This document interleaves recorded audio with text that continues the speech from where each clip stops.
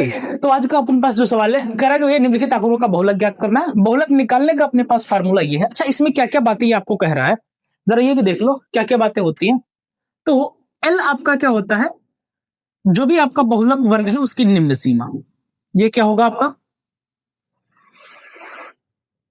L होता है बहुलक वर्ग की निम्न सीमा। ठीक है, एच क्या होता है आपका वर्ग अंतराल होता है ना। ये निकालने का तरीका अपने पास क्या है सर, वही है उच्च सीमा माइनस निम्न सीमा। ठीक है, F1 तुम्हारे पास होता है बहुलक वर्ग की बारंबारता। ये किसके लिए होती है, ये बहुलक वर्ग की बारंबारता होती है। F2 क्या होगा भैया, बहुलक वर्ग के बाद की बारंबारता। बहुलक वर्ग के बाद की जो बारंबारता होगी वो आपकी कहलाती है। और F0 क्योंकि 1 से पहले आता है तो ये क्या बन जाएगा, जो भी तुम्हारा बहुलक वर्ग है उसके पहले की बारंबारता। ये हमारे पास फार्मूला। ठीक है, फार्मूला याद रखने के साथ साथ ये चीज भी याद पता होना ज्यादा जरूरी है हमारे लिए कि जो डाटा दिया हुआ है वो है क्या, गिवन डाटा है क्या हमारे पास में। ठीक है, तो चलो यहाँ पे हम निकालते हैं। सबसे पहली बात आती है, सर ये बता दो हमें बहुलक वर्ग क्या होता है। बाकी सब तो ठीक है, बस ये चीज मुझे बता दो बहुलक वर्ग होता क्या है। कोई जो बता सको बहुलक वर्ग होता क्या है। बहुलक वर्ग हमारे पास में वो वर्ग होता है जिसकी बारंबारता अधिकतम हो। क्या है भैया, जिसकी बारंबारता क्या होती है, अधिकतम होती है, वो हमारा क्या कहलाता है, बहुलक वर्ग कहलाता है। ठीक है, हाँ सर ठीक है। तो यहां पे अगर मैं बोलूं कि ये बताओ बहुलक वर्ग कौन सा होगा, तो सर हमें क्लियरली दिख रहा है सबसे ज्यादा बारंबारता इसकी है, तो ये हमारा क्या होगा, बहुलक वर्ग होगा। हाँ सर ठीक है, अगर ये हमारे पास बहुलक वर्ग है तो इसकी निम्न सीमा यानी एल का मान कितना हो जाएगा, इसकी निम्न सीमा कितनी दी हुई 30, तो एल का मान कितना होगा 30। एच का मान सर उच्च सीमा माइनस निम्न सीमा यानी 40 माइनस 30 बराबर 10। ठीक है, और क्या चाहिए हमें F1, ये हमारा क्या हो जाएगा F1, ये हमारा होगा F0 और ये हमारा होगा F2। पहले वाला बाद वाला, बस इतनी बात दिमाग में रख लेनी है। हाँ सर ये सारी बातें हो गई, तो निकाल लो मोड निकालने का। सर फार्मूला फार्मूला ऊपर लिखा तो है, कितनी बार लिखोगे, फिर एल प्लस बार बार लिखो जिससे याद रहे, हमारी तरह भूलो मत। एल प्लस एच क्या होता है भैया, F1 माइनस F0 डिवाइड में twice of F1 minus F0 minus F2। ये फार्मूला होता है हमारे पास। ठीक, तो रखो सारे डाटा जितने भगवान का दिया हुआ, तो सब कुछ तो है तुम्हारे पास में। सर क्या है, कुछ नहीं, स्वस्थ है, दिमाग है। हाँ सर मेहरबा तो ना हो जाएगी। एल का मान है भैया 30। देखो शुक्ला जी मुस्कुरा रहे हैं, पहले शुक्ला जी के तो आवे थे, इकलौता है मातारी बाप के। F1 कितना है, F1 हमें दिया हुआ है 23 माइनस F0 कितना दिया हुआ है 21 डिवाइड में 2F1 यानी 23 दुना कितना हो जाएगा भैया, चलो लिख लेते हैं 2 गुणे 23 माइनस F0 कितना है 21 माइनस ये कितना है 14, तो ये मिलेगा 30 प्लस 10 गुणे 23 में 21 जाए भैया 2 और नीचे कितना बचा 23 दुना माइनस 4 1 5 2 1 3 है नहीं 35 हो जाएगा। ये फिर कितना बचेगा भैया बराबर 30 प्लस 20 बटे 6 5 गई 1 4 3 गई 1 11। ठीक है, तो ये लगभग तुम्हारे पास कितना आ जाएगा 30 प्लस 11 एकम 11 9 बचा, दशमलव लगाएंगे 90 हो जाएगा, 11 8 88 2 बचा 20 लगभग इतना 1.8। तो आंसर तुम्हारा लगभग कितना मिलेगा 31.81 के आसपास तुम्हारा बहुलक आ जाएगा। मैचेस कर रहे हैं आंसर, कहीं गलती तो ना हो गई कोई। ठीक है ना, चलो फिर छापो। हाँ चलो अगला सवाल देखो क्या कह रहा है कि भैया सिद्ध कीजिए कि किसी वाह्य बिंदु से वृत्त पर खींची गई स्पर्श रेखाओं की लंबाइयां बराबर होती हैं। देखो क्या मतलब है इसका, तो सबसे पहले तो भैया वृत्त बनाएंगे और क्या करेंगे, कोई अपने नहीं है बना लो। ये तुम्हारा वृत्त है, ठीक है, और कोई पॉइंट एक बाहर कहीं बैठा हुआ है, सर कहीं भी, अरे कहीं भी ले लो यार, बाहर हो बस। ठीक है चलो, हमने एक पॉइंट यहाँ बाहर ले लिया और एक इसका हमने सेंटर मान लिया, सेंटर हमारा ओ है। और ये जो पॉइंट हमने बाहर लिया है, ये हमने कुछ मान लिया, इसको नाम कुछ दे देते हैं। क्या नाम दे दें इसको, बता दो भैया, जो बताओ वो नाम दे देते हैं। चलो पॉइंट ए नाम दे दो, ठीक है। अब यहां से आप देखो, हमने पहले ही सेट में एक क्वेश्चन किया था जिसमें हमने अपने बस से बात की थी कि अगर तो बिंदु वृत्त के बाहर है तो आप वहां पे दो टेंजेंट ड्रॉ कर सकते हो, बिंदु वृत्त पर है तो एक स्पर्शी खींच सकते हो, और बिंदु वृत्त के अंदर है तो एक भी स्पर्शी खींची नहीं जा सकती है। तो यहां से हम दो स्पर्शी खींच सकते हैं। तो वही कह रहा है कि ये बताओ कि जो आप दोनों स्पर्शी खींचोगे ना, उनकी लंबाइयां आपस में बराबर होती है। एक स्पर्शी ये टेंजेंट हमने ड्रॉ किया और एक टेंजेंट हमने ये ड्रॉ कर दिया, ठीक है ना। इसको हमने बोल दिया भैया ए बी और इसको हमने कुछ बोल दिया ए सी, ठीक है। हाँ सर ठीक है, कोई बात नहीं, इसको हमने मिला दिया। अब हमें ये दिखाना है क्या कि ए बी बराबर ए सी। हमें देखो इसका, चलो क्वेश्चन के सोल्यूशन की बात करते हैं। तो हमें क्या दिया हुआ है, ठीक है ना, हमें ये दिया हुआ है, हमने ये मान लिया है, मान लो कि एक वृत्त है, ठीक है ना, जिसका केंद्र ओ व त्रिज्या आर है, ठीक है ना। त्रिज्या आपने क्या मान ली है, आपने ये मान लिया है कि केंद्र ओ है और त्रिज्या आर, ठीक। अब वह बिंदु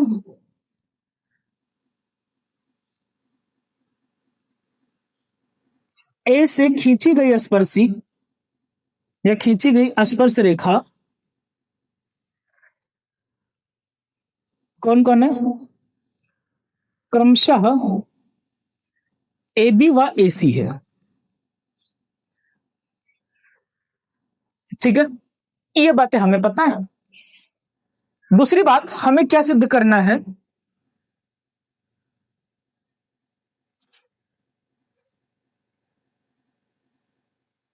हमें सिद्ध करना है ए बी बराबर ए सी, ये हमें दिखाना है। तो देखो भैया, उपपत्ति देख लो। हालांकि देखो यार, ये सब उतना मुश्किल होता नहीं, थोड़ी सी भाषा लिखनी होती है, उस पर आदत हाइब्रिड डाल लो। जब हम बात कर रहे हैं उपपत्ति की, तो हमारे पास देख लो दो त्रिभुज बन रहे हैं, ठीक है ना। एक है हमारे पास में ये वाला ट्रायंगल, ठीक है, और ये है हमारे पास में ये वाला ट्रायंगल, बिल्कुल सही बात है। तो इन दोनों त्रिभुज में देख लो, त्रिभुज कौन कौन भैया, ए ओ बी व त्रिभुज ए सी ओ में या ए ओ सी में। क्या क्या बात है, सबसे पहली बात कि ओ बी बराबर ओ सी, ये क्यों बराबर होगा, जरा लॉजिक बता सकते हो। क्या है, त्रिज्या, दैट्स गुड। तो ये पहली बात हमने कर दी। दूसरा, ओ ए बराबर ओ ए, ये दोनों में उभयनिष्ठ है बात। ओ ए तो क्या है, दोनों में उभयनिष्ठ है। तीसरी बात जो हमारे लिए जरूरी हो जाती है वो ये कि कोण ए बी ओ, कोण ए बी ओ बराबर कोण ए सी ओ, ये कितना है भैया, बराबर 90 डिग्री। ऐसा क्यों, क्योंकि सुनो भैया, इधर वृत्त पर खींची गई स्पर्शी और उसकी त्रिज्या के बीच बनने वाला कोण क्या होता है, हमेशा 90 डिग्री होता है, लंबवत होते दोनों। ये बात को याद रख लेना। तो इसलिए ऐसा है। तो आप ये क्या कह सकते हो, यहां पे चाहो तो ये लाइन लिख भी लो कि वृत्त की स्पर्शी व त्रिज्या एक दूसरे के लंबवत होते हैं।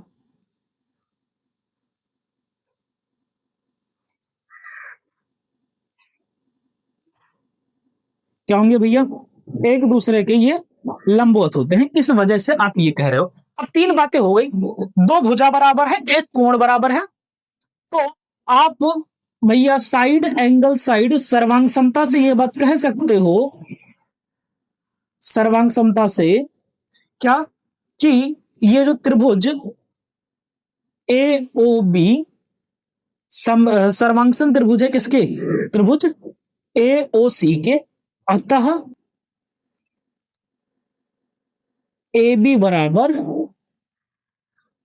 कोई समस्या कर लोगे ना? बस यही मेनली बस ये 3 लाइन है, बाकी तो कुछ नहीं, ये फालतू का यार। 4 नंबर फोकट के हैं ये, छापो।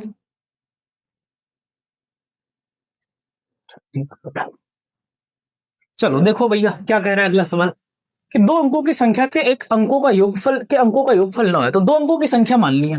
चलो हल देखो जरा।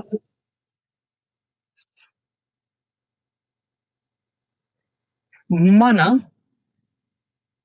दो अंकों की संख्या में, अभी दो अंकों की संख्या है तो उसमें दो चीजें होंगी, एक तो होगा इकाई का अंक और एक होगा दहाई का अंक। तो हमने मान लिया कि इकाई का अंक क्या मान लिया? एक्स।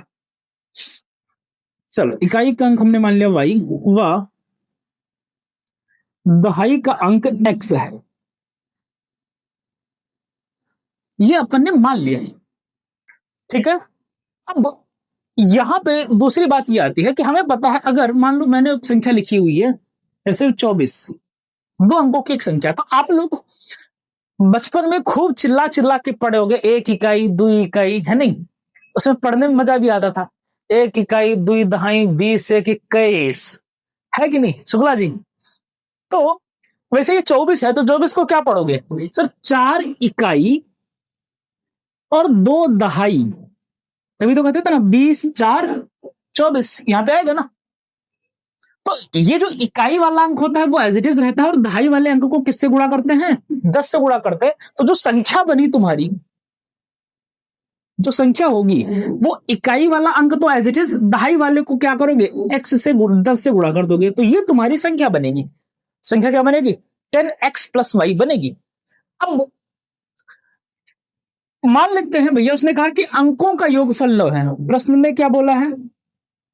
प्रश्न अनुसार कि x प्लस वाई का मान 9 है। तो जाहिर सी बात है यार। अच्छा चलो ऊपर देख लेते हैं।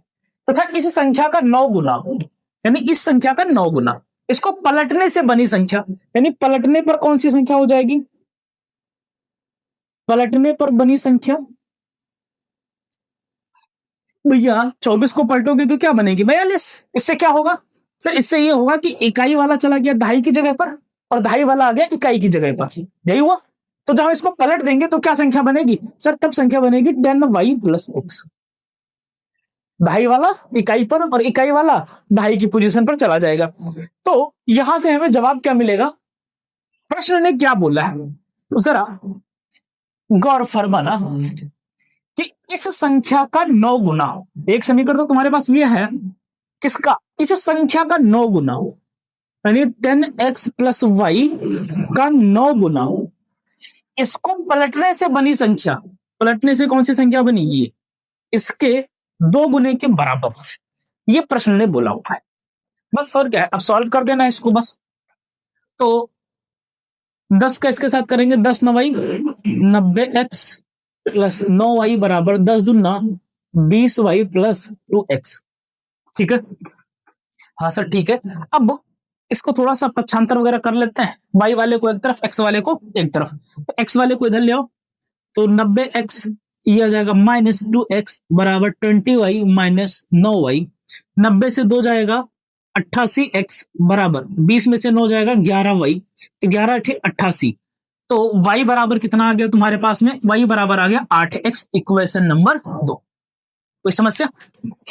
अब क्या करोगे सर? अब ये वाला मान x y का मान उठा करके इसको समीकरण 1 में रख दो।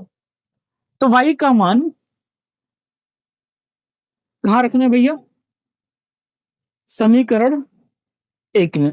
तो x प्लस y की जगह उठा के क्या रख दो? 8x रख दो, बराबर कितना है? 9।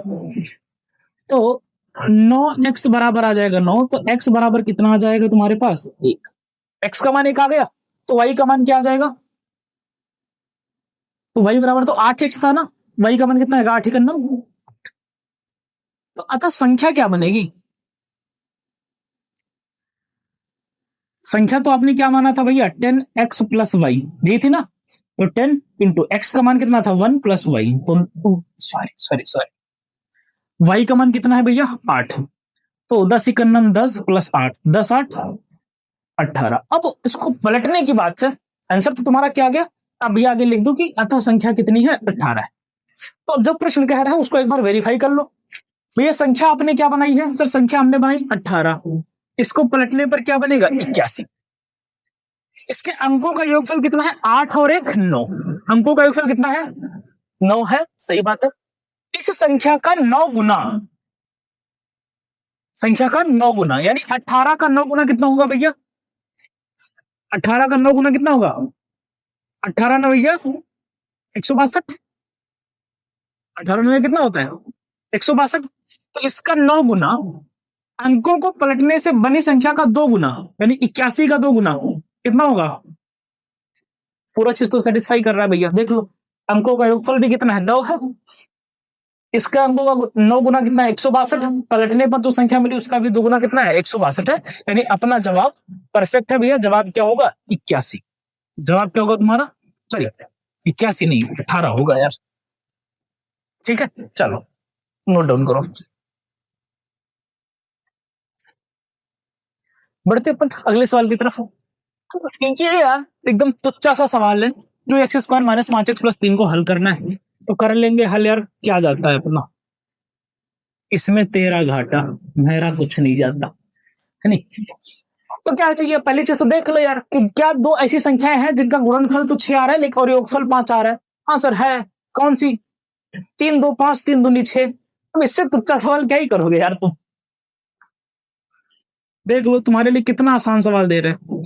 5 को क्या लिखो 3 प्लस 2x प्लस 3 बराबर 0, तो 2x square minus 3x minus 2x plus 3 बराबर 0।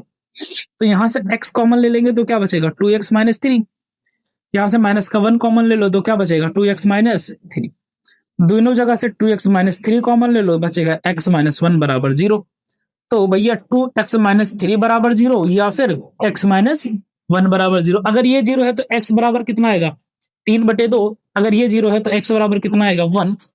अतः x के क्या मान संभव है, x के 2 मान आएंगे 3/2 और 1 है। छोड़ो बच्चों वाले सवाल यार, ठीक है चलो छापो जल्दी।